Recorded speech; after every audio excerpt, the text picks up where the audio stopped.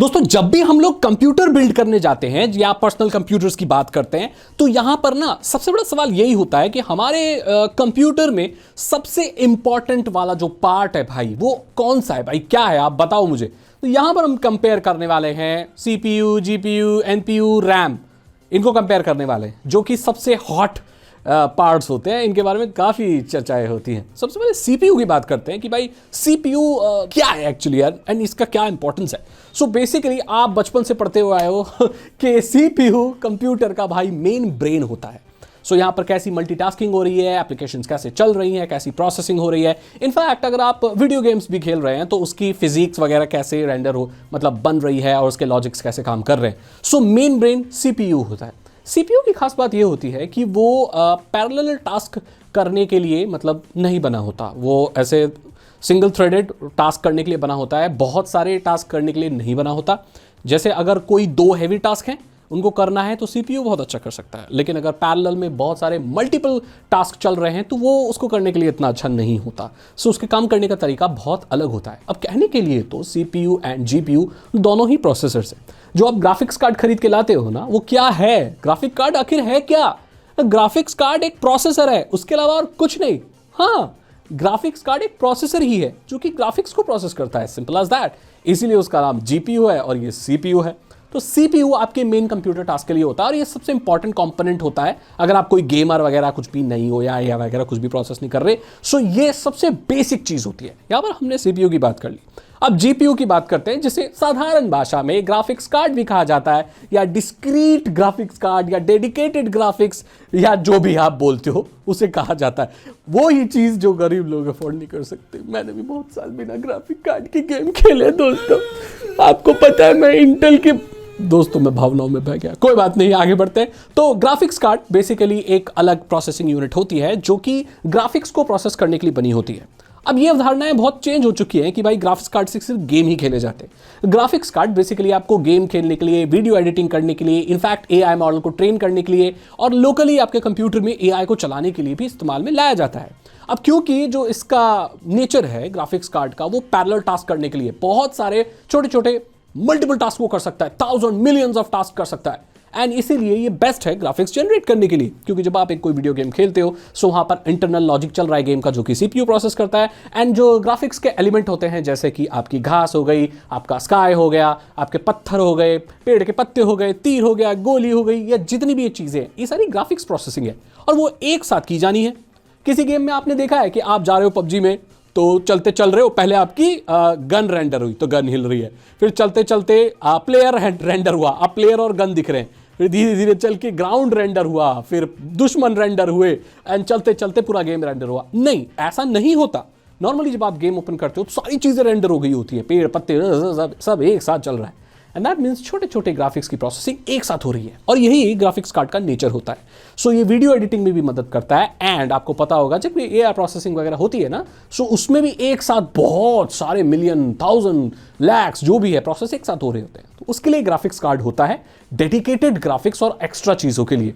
Gamers की, video editors की और एआई मॉडल को ट्रेन करने लोगों की सबसे पहली पसंद ये होती है। लेकिन ये एक बेसिक या सबसे इंपॉर्टेंट चीज नहीं होती, इसके बिना भी आप काम कर सकते हैं सिर्फ सीपीयू पर भी। अब बढ़ते हैं हम एनपीयू पे। भाई ये क्या है? अब ये जो एनपीयू होता है ना ये एक नई चीज है जो कि कंप्यूटर में आती है और ये भी एक तरह का मिनी ब्रेन ही है। लेकिन हाँ, एनपीयू ग्राफिक्स कार्ड जितना पावरफुल नहीं होता, राइट? तो इसका काम क्या होता है? इसका काम होता है आपके कंप्यूटर, आपके लैपटॉप, इवन आपके मोबाइल फोन में लाइट वेट एआई टास्क को ऑफलाइन बेसिस पर करना। क्योंकि यहां पर जो एआई की आजकल जो प्रोसेसिंग हो रही है, लेट्स से को-पायलट, यहाँ पर आपके मोबाइल फोन में इमेज के पीछे का ब्लर करना, छोटे छोटे लैंग्वेज मॉडल्स को प्रोसेस करना, ऑटो करेक्ट वगैरह, जो बेसिक एआई के टास्क होते हैं ना वो ये ऑफलाइन आराम से प्रोसेस कर सकता है। इसके लिए एक छोटा सा मिनी ब्रेन इसको आप कह सकते हो। तो सवाल ये उठता है कि जब एआई की प्रोसेसिंग ग्राफिक्स कार्ड से हो सकती है सो एक अलग एनपीयू बनाने का क्या मतलब?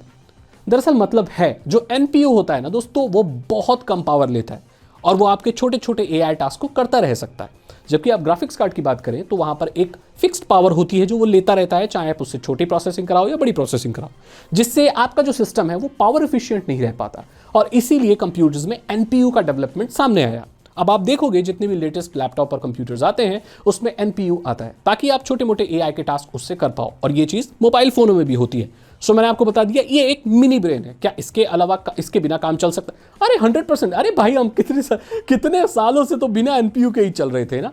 बट हाँ, ये फ्यूचर फोकस रहने के लिए बहुत अच्छा है। अगर आप एआई का कुछ आगे करना चाहते हो, एडवांस लेवल की विंडोज़ की या जो भी आपके एंड्रॉयड की एआई फंक्शनैलिटी उन्हें आगे इस्तेमाल करना चाहते हो, तो ये एक छोटा सा प्लस पॉइंट रहता है। अब बात करते हैं कि रैम। अरे भाई रैम आज से थोड़ी चल रहा है, रैम तो शुरुआत से, जब से कंप्यूटर आया भाई तब से रैम चल। तो ये रैम एक्चुअली क्या होता है? देखो, रैम इन तीनों की कैटेगरी में नहीं आता। ये तीनों एक ही फैमिली के हैं, एनपीयू, जीपीयू और सीपीयू। ये ब्रेन्स हैं, अलग अलग चीज़ों के लिए बने। लेकिन रैम सबसे अलग फैमिली से आता, और सबसे इंपॉर्टेंट ये है, अगर आपका जीपीयू, एनपीयू, सीपीयू कितना भी पावरफुल है, अगर आपके सिस्टम में रैम नहीं है तो आप कंप्यूटर नहीं चला सकते दोस्त।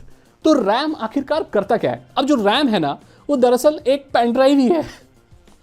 बोले क्या बोल रहे हो सागर भाई, कैसी बातें कर रहे हो यार। हाँ, रैम क्या है? Random access memory. So basically ये एक मेमोरी मॉड्यूल है, जैसे कि आपके पेन ड्राइव में, जैसे कि आपकी एसएसडी में।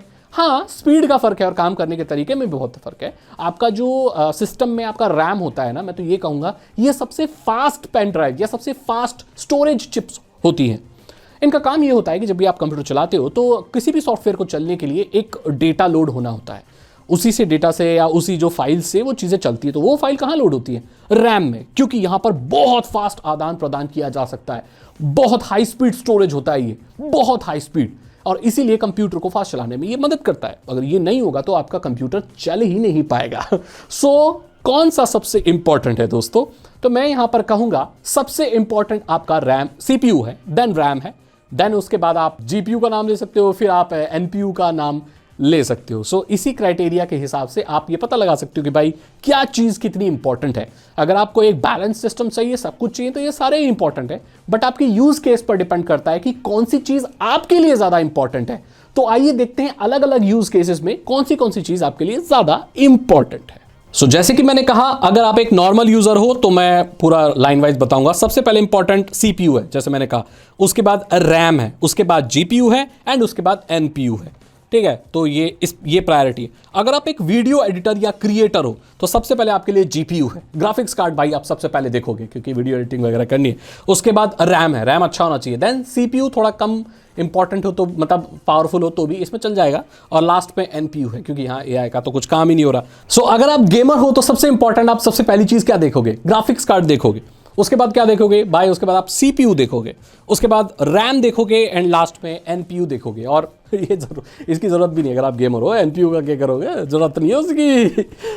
ये नई चीज़ है, हम पुराने खिलाड़ी हैं। अगर आप एआई यूज़र हो, stable diffusion, comfy AI, LLM, ये सब ऑफलाइन चलाते हो, सबसे पहले जीपीयू है, क्योंकि यहाँ पर एआई की प्रोसेसिंग जो सबसे बढ़िया जीपीयू पे होती है। और मिनी ब्रेन में एनपीयू का कोई काम नहीं है वहाँ पर। उसके बाद रैम आपको देखना है, देन आपको सीपीयू देखना है, क्योंकि सीपीयू का लोड तो लगभग मिनिमम ही रहता है, मतलब बहुत ही कम रहता है। अगर आप लोकली एआई मॉडल्स चलाओगे ना तो ज़्यादा लोड उसमें ग्राफिक्स कार्ड ही लेता है। ये मेरा पर्सनल एक्सपीरियंस है, मैं चलाता हूँ भाई। कॉम्फी यूआई, स्टेबल डिफ्यूजन, पानी, SDXL 1.5, सागर भाई लगे रहते हैं बैकग्राउंड में। और एआई पे बड़ा रिसर्च चल रही है आजकल मेरी।